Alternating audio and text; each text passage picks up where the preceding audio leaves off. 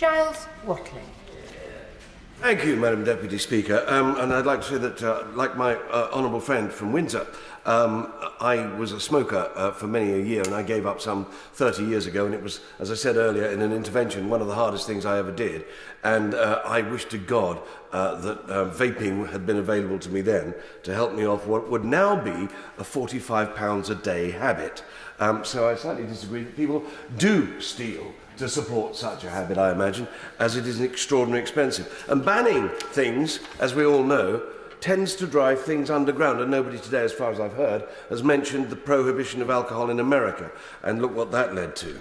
Now, I consider myself a libertarian conservative, and I think the best government is one that interferes in the market least, and only spends our taxpayers' money when we really need to. And as always, the growth of the state is something little more than good news for bureaucrats. No one in Clacton has ever looked at issues locally and told me that the solution was new taxes and overly convoluted legislation. However, this isn't about dogma, it is about practicality, not about ideology, but about pragmatism, science and economics. There are a number of measures in the bill which I feel I can support. The banning of disposable vapes seems timely, given the ecological damage they cause, going to landfill and strewn across our streets in countless millions.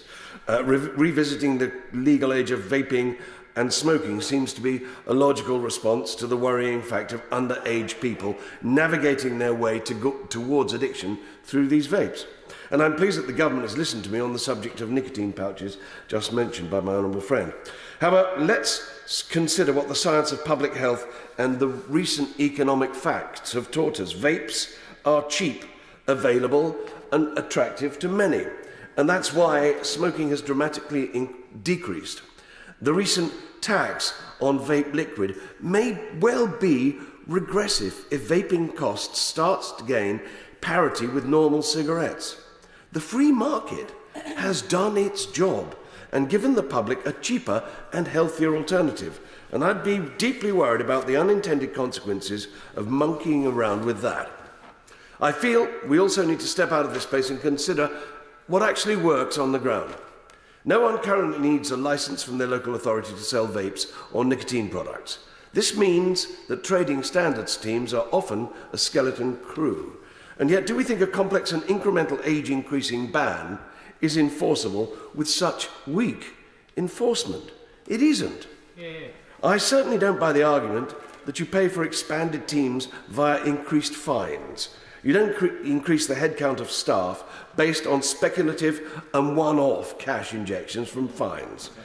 If we want to clamp down on the very real issue of illegal cigarettes and underage sale of cigarettes and vapes, then we need a licensing scheme, in my view, which properly funds trading standards teams and rewarding those responsible business owners and going after the villains.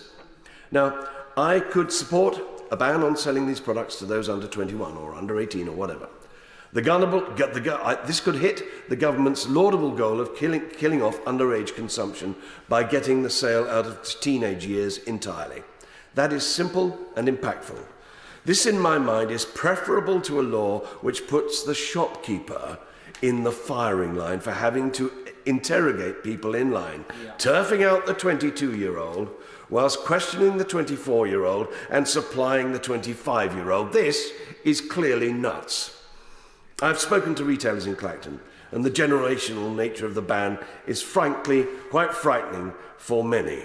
It seems like a charter for confusion and confrontation to many, and it also might criminalise people inadvertently. So I'm going to be very quick here, and I want to conclude. There is a way forward here. There are bold steps we can take with underage addictions and not damaging the health advancements the free market has allowed us to make. And I believe that licensing is the answer. Thank you.